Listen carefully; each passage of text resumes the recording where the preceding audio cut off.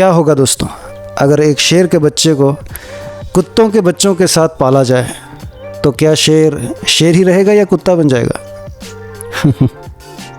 उसमें कुत्तापन ज़रूर आएगा, कुत्तों का क्वालिटी उसमें ज़रूर आएगा, कुत्तों का गुण आ जाएगा उसमें। कुछ ऐसा ही दास्तान है हमारे साथ भी कि हम 1 to क्लास 9th कभी सेकंड नहीं, हमेशा टॉपर, हमेशा बोलने में ठीक ठाक, बिंदास, एकदम कॉन्फिडेंट एंड ब्रिलियंट स्टूडेंट थे हम। स्कूल के बच्चे, टीचर्स, अभिभावक सब जानते थे कि ये लड़का बहुत अच्छा करेगा, ब्रिलियंट स्टूडेंट है, इसका फ्यूचर बहुत अच्छा होगा। एंड मैं एक्स्ट्रा करिकुलर एक्टिविटीज़ में भी बहुत अच्छा था, लाइक पेंटिंग, म्यूज़िक और नाटक वगैरह सब में ठीक ठाक था। ठीक ठाक नहीं, बहुत अच्छा था मैं। तो ऐसा क्या हो गया कि आफ्टर 9th मेरा जो हुनर था, मेरा जो टैलेंट था, वो सब ऐसे क्या हो गया कि वो दबने लगा। और एक बच्चा जो इतना ब्रिलियंट था, हमेशा टॉप करता था, मॉनिटर हमेशा रहता था, स्कूल कैप्टन था, वो इतना ज़्यादा डर क्यों गया, ज़िंदगी से हार क्यों गया? आज मैं आपके साथ में मेरी अपने खुद की दास्तान सुनाने जा रहा हूँ। गौर से सुनिएगा, वीडियो को एंड तक ज़रूर देखिएगा। तो दोस्तों, ये बात है सन 2012-13 की, जब मैंने क्लास 9th के बाद, क्लास 9th में ही आधा पढ़ चुका था 9th में, एक इंग्लिश मीडियम स्कूल में मेरा एडमिशन हो गया। चूँकि मैं गांव में ब्रिलियंट स्टूडेंट था, इंग्लिश में भी ठीक ठाक था, लेकिन ऐसा हुआ ना कि हिंदी मीडियम से ही था, तो लिखने में मुझे बहुत दिक्कत होती थी। इंग्लिश में लिख नहीं पाता था, बोलने को भी ठीक ठाक था, उतना ख़राब भी नहीं था। तो जब मेरा एडमिशन हो गया एक इंग्लिश मीडियम स्कूल में, तो वहाँ पे जाके मेरा कॉन्फिडेंस लो हो गया, क्योंकि बुक्स कुछ समझ नहीं आती थी और उस टाइम पे इंटरनेट था नहीं, था लेकिन मेरे पास नहीं था, एक्सेस नहीं था उसका। तो मैं डरने लगा कि मैं कैसे करूँगा, कैसे सिलेबस कंप्लीट होगा, कैसे पढ़ूँगा, मैं 10th कैसे क्लियर करूँगा। तो मैं डरने लगा कि हाँ, पता नहीं क्या हो जाएगा। वैसे डरना नहीं चाहिए था, लेकिन मैं डरने लगा क्योंकि वहाँ पे स्टूडेंट लोग थे, वो तेज़ थे, इंग्लिश में ठीक ठाक थे, और शहर से थे वो लोग, मैं गांव से था।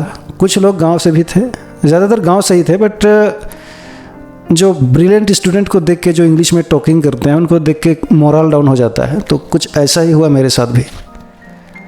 तो मैंने बहुत मेहनत की, कड़ी मेहनत की कि मैं इंग्लिश को सीखूँगा, अदर सब्जेक्ट जो भी इंग्लिश मीडियम में थे सबको मैं सीखूंगा और एक अच्छा रिजल्ट ला के दिखाऊँगा, ऐसा मैंने ठान लिया था। तो कहते हैं ना दोस्तों कि करत करत अभ्यास ते जड़मती होत सुजान, रसरी आवत जाते शील पर पड़त निशान।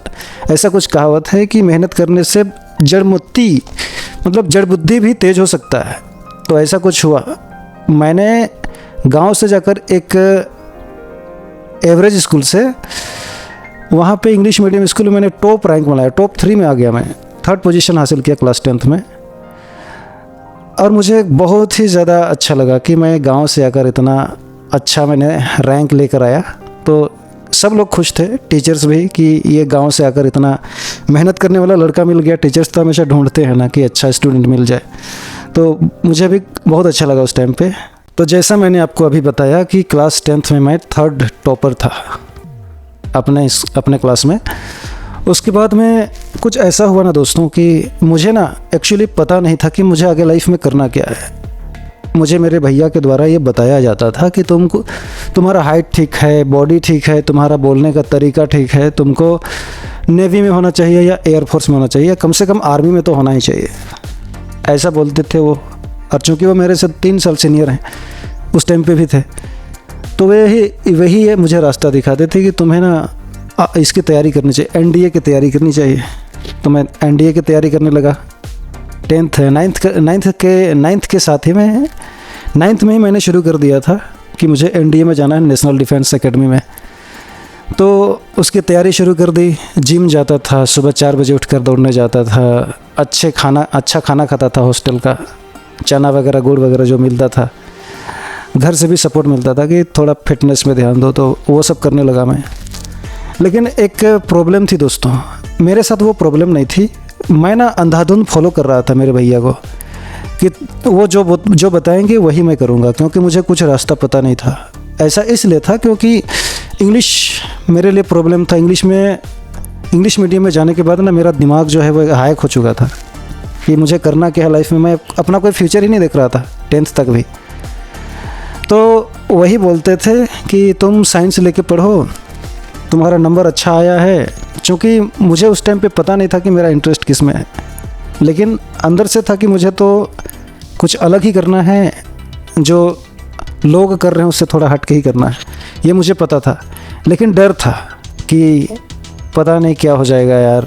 फैमिली उतना ठीक ठाक नहीं थी, मतलब फाइनेंशियली हम लोग उतने स्ट्रॉन्ग नहीं थे उस टाइम पे। तो पता नहीं ये लोग सपोर्ट कर पाएंगे कि नहीं। मैं अगर मैं बोल दूं कि मैं टीचर बनूंगा या कवि बनूंगा, सिंगर बनूंगा, ऐसा अगर मैं बोल दूं तो शायद मुझे गालियां पड़ेगी, लोग बोलेंगे कि पागल हो गया है। तो डर के चलते मैंने किसी को बताया ही नहीं कि मेरा इंटरेस्ट किस में है। तो ऐसा हुआ कि 10th में ठीक ठाक नंबर आ गए थे, तो 11th में मुझे साइंस दिलवा दिया गया कि ये साइंस पढ़ेगा।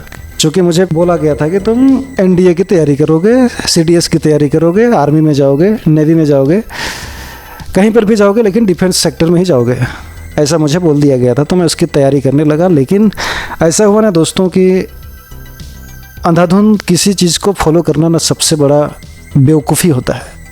तो ये बेवकूफ़ी मैंने की। मेरे भैया बोलते थे, चूँकि मेरे भैया में प्रॉब्लम ये थी कि वो खुद का दिमाग नहीं लगाते थे कभी।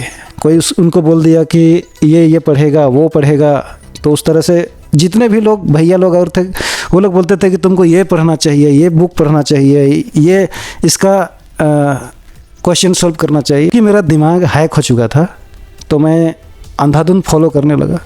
तो अब ये दर्द भरी दास्तान यहाँ से शुरू होती है कि 11th में आ गए मेरे साथ में बहुत ही ज़्यादा बड़े कंपटीटर्स। चूँकि वो लोग ब्रिलियंट स्टूडेंट थे, सबका 10 CGPA था और मेरा 8.6 था, और वे लोग इंग्लिश मीडियम से थे ज़्यादातर लोग। तो उनके साथ में कंपटीशन होने लगा। टीचर्स मुझे इग्नोर करने लगे। एंड चूँकि टीचर्स का क्या होता है ना कि जो ब्रिलियंट स्टूडेंट हैं उनको हमको IIT JEE क्लियर करवाना है, टॉप इंजीनियरिंग कॉलेज में एडमिशन दिलवाना है। और मैं था एवरेज वहाँ पे, क्योंकि रिजल्ट भी एवरेज था। अपने डिस्ट्रिक्ट लेवल पे तो मैं ठीक ठाक था, एंड हिंदी मीडियम के लिए मैं टॉप था, बट इंग्लिश मीडियम के लिए टॉप नहीं था मैं। तो वहाँ पे डिमोरलाइज होने लगा मैं, कि टीचर्स भी मुझे डिमोरलाइज करने लगे कि तुमसे नहीं होगा, तुम कोई दुकान खोल लेना या व्यापार करना, ये इंजीनियरिंग सब नहीं करना, ये सब में तुम्हारा इंटरेस्ट नहीं है, तुम नहीं सकोगे। तो टीचर्स सरेआम बोलने लगे, लड़कियों के बीच में ऐसे बोलने लगे पूरे क्लास में। तो बेइज्जती भी होने लगी थी कि पता नहीं शायद मेरे अंदर वो क्वालिटी ही नहीं है, पोटेंशियल ही नहीं है, ऐसा मुझे लगने लगा था। तो मैं और डिमोरलाइज्ड हो गया। 11th क्लास हाफ ठीक ठाक पढ़ा, उसके बाद मैंने पढ़ाई छोड़ दी, क्योंकि CBSE बोर्ड था और पास करना बहुत बड़ी जिम्मेदारी होती है। और हम जहाँ पे थे जिस स्कूल में, वहाँ पे शायद दोबारा एग्ज़ाम नहीं दे सकते थे, एक बार फेल तो फेल। तो बहुत ही ज़्यादा मुझे टेंशन होने लगा। मैं डिप्रेशन में चला गया कि शायद मैं 12th क्लियर नहीं कर पाऊँगा। 12th में जाने के बाद में मैंने बिल्कुल पढ़ाई छोड़ दी।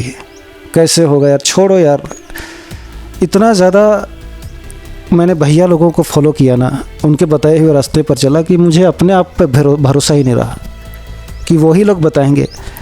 तो ऐसा कुछ नहीं होता है ज़िंदगी में कि तुमको बड़े लोग जो कुछ किए हैं, ये बहुत अच्छा कर रहे हैं, वो लोग बताएंगे, उसको तुम अंधाधुंध फॉलो करोगे। ऐसा करना बेवकूफ़ी होता है। तुम्हारे अंदर में इतना इंटेलिजेंट होना चाहिए कि तुम खुद से डिसीजन ले सको। तो बेवकूफ़ी मैंने की। अब धीरे धीरे आ गया बोर्ड एग्ज़ाम 12th का। तो उस टाइम पे मेरे एक भैया थे, सीनियर भैया थे, वो 2 साल सीनियर थे मेरे से। वो हॉस्टल पे आते थे अपनी सिस्टर को एग्ज़ाम दिलवाने के लिए। तो हॉस्टल में मैं उनके साथ में पढ़ने लगा और उन्हीं के बताए हुए तरीक़ों को मैंने फॉलो किया और उन्हीं की बदौलत मैंने बोर्ड एग्ज़ाम पास किया। मुझे बिल्कुल भरोसा नहीं था कि मैं फिज़िक्स में और केमिस्ट्री में पास कर जाऊंगा। मैथ्स में तो मैं ठीक ठाक था, उतना ख़राब नहीं था, और बाकी हिंदी वगैरह ये सब तो मेरा मतलब आंख बंद करके वाला था। उन सब सब्जेक्ट में मैं ठीक था, पेंटिंग वगैरह में। तो ऐसा हुआ ना दोस्तों। अब आपको कहानी को आगे बढ़ाते हुए बताते हैं कि मैंने भैया लोगों को इतना ज़्यादा फॉलो किया ना, उनके बताए हुए तरीक़ों को, कि खुद पर कॉन्फिडेंस मेरा रहा ही नहीं। 12th करने के बाद भी 12th करने के बाद में भैया बोलने लगे कि तुमको अब सिविल सर्विस का तैयारी करना चाहिए, क्योंकि वो खुद सिविल सर्विस का तैयारी कर रहे थे। लेकिन तरीका उनको भी पता नहीं था। और उनमें एक प्रॉब्लम था, आज भी है, कि वो क्रेडिट लेना चाहते हैं कि मैंने ये कर दिखाया, वो कर दिखाया, मैंने उसको बताया तब उसका ये हुआ। आप जानते होंगे कि जो लोग क्रेडिट के भूखे होते हैं कि मुझे थोड़ा सा शो ऑफ होता है उनमें, आप जानते होंगे कि जो लोग क्रेडिट खुद लेना चाहते हैं उनके अंदर क्या कमी होती है। वे ठीक से रिसर्च नहीं करेंगे कि इसके लिए क्या अच्छा है, इसका किस चीज़ में इंटरेस्ट है, वो सब नहीं देखेंगे, बस वो खुद का देखेंगे। खुद में ही उलझे रहते हैं ये लोग। तो ऐसा कुछ हुआ, तो वे मुझे फोर्स करने लगे कि तुमको सिविल सर्विस का एग्ज़ाम की तैयारी करनी चाहिए, तुमको IAS बनना चाहिए, IPS बनना चाहिए, जस्ट लाइक दैट। उनको पता नहीं था कि मेरा इंटरेस्ट किन चीज़ों में है, तो उन्होंने मुझे एडमिशन दिलवा दिया पॉलिटिकल साइंस में कि तुमको IAS बनना है या अधिकारी बनना है। और मेरा इंटरेस्ट था ही नहीं वहाँ पे। मेरा इंटरेस्ट अभी तक मुझे पता नहीं चला, आफ्टर 12th भी नहीं पता है कि मेरा इंटरेस्ट किस चीज़ में है। लेकिन डर बड़ी ख़तरनाक चीज़ होती है। डर के साथ साथ में एक चीज़ और चलती है, शायद वो टैलेंट है कि डर के चलते भी तुम कुछ चीज़ें करने लगते हो और उस चीज़ से छुप कर तुम कुछ और करने लगते हो। तो उस टाइम पे मुझे पता लगा कि मेरा इंटरेस्ट तो यार म्यूज़िक में है, लिटरेचर में है। तो मैंने पॉलिटिकल साइंस लिया था, उसको 1 साल तक पढ़ाई किया, 1 साल नहीं 6 महीने तक मैंने पढ़ा पॉलिटिकल साइंस। उसके बाद मैंने ड्रॉप कर दिया, 2017 की बात है। तो मैंने ड्रॉप कर दिया पॉलिटिकल साइंस, फिर घर आ गया कि अब मुझे नहीं पढ़ना है, मुझे कुछ करना ही नहीं है, ये सब मुझे समझ में नहीं आता है। 1 साल मेरा गायब हो गया। उसके बाद किसी तरह मैंने दोबारा एडमिशन लिया हिंदी लिटरेचर में, क्योंकि मेरा म्यूज़िक, आर्ट और ये लिटरेचर सब में इंटरेस्ट था। तो मैंने हिंदी ऑनर्स लिया और उसमें जम के मेहनत की, खूब पढ़ा और रिज़ल्ट भी ऐसा ही आया। मैं अपने यूनिवर्सिटी में गोल्ड मेडलिस्ट बन गया। उसके बाद में चूँकि लॉकडाउन हो गया 2020 में, तो घर आना पड़ा। घर आने के बाद का दास्तान कुछ और है, आगे सुनिएगा।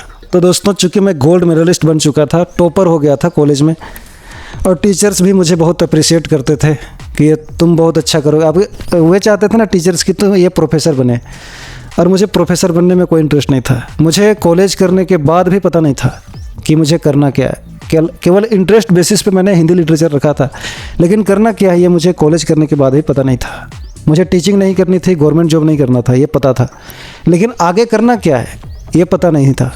देखा एक वीडियो यूट्यूब पे भुवन बाम का, वो मैंने रांची में ही देखा था जब मैं रेंट पे रहा करता था। तो वहाँ पे मैंने भुवन बाम का वीडियो देखा। आपने देखा होगा इनको, तो आप जानते होंगे, अगर नहीं जानते हैं तो सर्च कर लेना। बहुत ही फेमस टॉप यूट्यूबर हैं इंडिया के।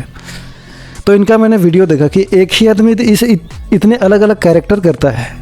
तो मैं वहाँ से इंस्पायर हुआ कि यार मुझे ना ऐसा कुछ करना है, अपना टैलेंट पे काम करना है। एक्टिंग हो गया या कॉमेडी हो गया या इस तरह का वीडियो बस बनाना है मुझे बस ये था कि मुझे इनकी तरह बनना है, मुझे और कुछ काम नहीं करना है।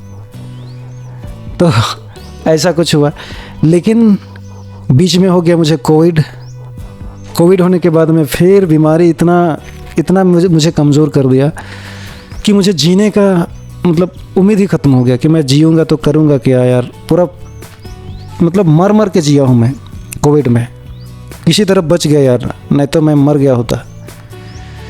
उसके बाद भी तमाम तरह के प्रॉब्लम्स होने लगे शरीर में। कोविड के बाद भी मैं डरने लगा कि क्या करूँगा, मेरा शरीर तो साथ नहीं दे रहा है। फिटनेस पूरा डाउन हो गया, शरीर मोटा हो गया पूरा, एकदम जान ही नहीं रहा। उसके बाद में भैया ने डराना फिर से शुरू कर दिया। उनका आदत है, उनको डराने की आदत है, अभी भी डराते हैं कि तुमको गवर्नमेंट जॉब की तैयारी करनी चाहिए। अब चूँकि मुझे वीडियो बनाने में काफ़ी मज़ा आ रहा था, लेकिन फिज़िकली मैं इतना वीक हो चुका था, मुझे कुछ दिखाई नहीं दे रहा था। तो मेरी एक प्रॉब्लम है कि मैं लोगों पर बहुत जल्दी भरोसा कर लेता हूँ। तो उन्होंने कहा कि तुमको JPSC की तैयारी करनी चाहिए, झारखंड गवर्नमेंट जॉब की तैयारी करनी चाहिए। तो उसमें लग गया मैं, और उसमें मैंने बहुत ही ज़्यादा समय बर्बाद कर दिया गवर्नमेंट जॉब की तैयारी में। गवर्नमेंट जॉब की तैयारी के चक्कर में मैं ना यूट्यूब पर ध्यान देने लगा, ना यूट्यूब करने के चक्कर में गवर्नमेंट जॉब पर ध्यान देने लगा।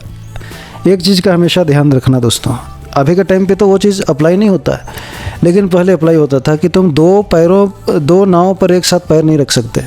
अभी तो रख सकते हो, अभी तुम एक साथ में कई स्किल सीख सकते हो, लेकिन उस टाइम पे ऐसा नहीं था, क्योंकि दिमाग उस लेवल का नहीं था। तो मैं कहीं का नहीं रहा। मेरा 3 साल ऐसे ही बीत गए, 2020 से लेकर 2023-24 तक बीत गए ऐसे ही। पता ही नहीं था कि एक तो झारखंड में आप जानते होंगे कि गवर्नमेंट जॉब का क्या हाल है। यहाँ पे इतना ज़्यादा करप्शन है ना झारखंड में कि तुम समझ सकते हो। तो वहाँ भी नहीं हुआ। मैंने बहुत सारे एग्ज़ाम दिए, 7-8 एग्ज़ाम दिए, कहीं पर नहीं हुआ। 1-1, 2-2 नंबर से कहीं पे चूक गया। चूँकि मेरा फोकस ये यूट्यूब वीडियोस बनाने पर था, लेकिन यहाँ पर भी मैं उतना कॉन्फिडेंट नहीं था। आप जानते होंगे कि मैं बोलने में ना बहुत ही ज़्यादा वीक हो गया बाद में, कि बोलने में, कंटेंट क्रिएशन में कॉन्फिडेंस मतलब बहुत लूज़ हो गया। अक्टूबर के बाद पता चला कि मैंने कई साल बर्बाद कर दिया है। अब ज़िंदगी को अपने हिसाब से जिएंगे, चाहे कम पैसे कमाएंगे, चाहे कुछ ज़िंदगी में कर पाते हैं चाहे नहीं, लेकिन अपने हिसाब से जिएंगे। इसलिए मैंने एडमिशन ले लिया म्यूज़िक डिप्लोमा में। डिप्लोमा करने लगा मैं वोकल। अभी अपने हिसाब से कर रहे हैं। अब मैं भैया से कोई सलाह नहीं लेता हूँ। अब किसी से कोई सलाह मशवरा लेने की बिल्कुल भी ज़रूरत नहीं है। हम होने वाले हैं अब 27 के, और अपना डिसीजन खुद ले सकते हैं। कैसे खुश रहना है, कैसे चीज़ों को हासिल किया जाता है, कैसे नए स्किल सीखना है। अब मुझे किसी से सलाह लेने की, मशवरा लेने की ज़रूरत नहीं है। अब मेरे दिमाग में ये क्लैरिटी है कि बस अपने हिसाब से जीना है। तो इतने साल लगे मुझे खुद को समझने में, और मुझे क्या करना है उसको समझने में।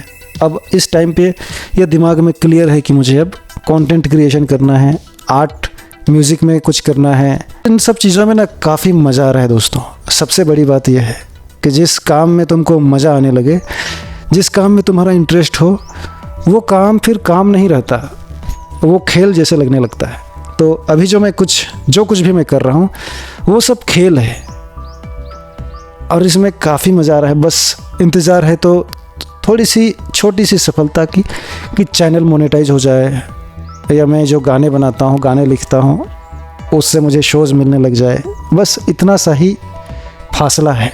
अदरवाइज़ हम काफ़ी मेहनत कर रहे हैं। अभी 6-7 महीने को होने को हैं। बहुत मेहनत कर रहा हूँ, और मुझे पूरा भरोसा है कि जो मैं हासिल करना चाहता हूँ उसमें मैं ज़रूर सफल होऊंगा, और अपने हिसाब से ज़िंदगी जीऊँगा। अब मुझे लगता है ना कि मैंने ना जंग जीत ली है। अब मुझे किसी से सलाह लेने की ज़रूरत नहीं है कि तुम ये करो, वो करो, भैया ये बोलेंगे, वो बोलेंगे तो वो करना है। अब उसकी ज़रूरत नहीं है।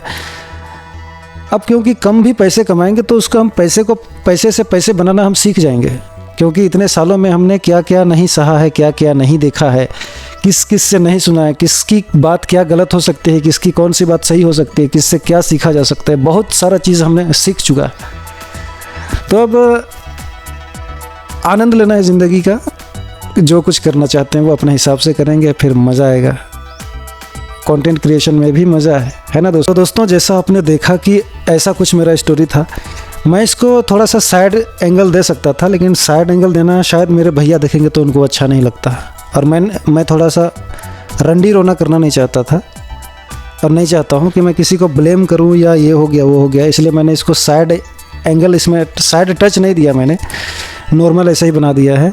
लेकिन जो कुछ भी यहाँ पे वीडियो में मैंने कही, वो सारा का सारा जो बात है वो सब सच है। 100% सत्य घटना है, मुझ पर बीती है। इसीलिए मुझे लगा कि इसको बिना फिल्टर लगाए मेरे दोस्तों के साथ में शेयर करना चाहिए, इसलिए मैंने शेयर कर दिया। आपको मेरा ये दर्द भरा कहानी, दर्द भरी दास्तान कैसा लगा, कमेंट करके ज़रूर बताइएगा दोस्तों। सो थैंक यू, आपने इतनी देर तक इस वीडियो को देखा।